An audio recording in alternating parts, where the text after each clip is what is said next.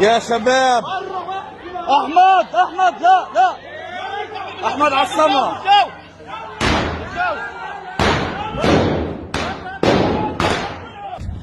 النبي موسى. وبقول لك احنا معنا اذن من وزارة اللي هي السياحة، فيا وزارة السياحة يعني بتوقع الارمة هاي واضحة يا وزارة الصحة. النبي موسى مسجد ومقام.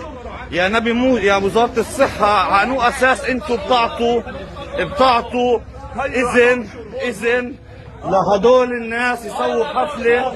طبعا ويسكي، خمر، بنات عريانات. يا وزارة السياحة، انت ديسكو هون. طلعت بحشيش الاكياس الغرف.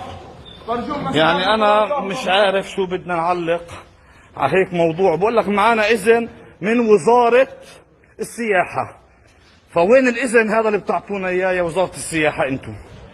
هاي الفيديو هذا لازم ينزل على الفيسبوك، وبدنا نشوف وزارة السياحة تاعتنا هاي لمصلحة مين انخلقت.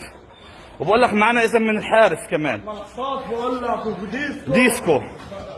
ديسكو في مقام ومسجد النبي موسى. طبعا هذا الحكي بعد ما احنا امرناهم انه يفضوا الاحتفال تاعهم. لا اله الا الله.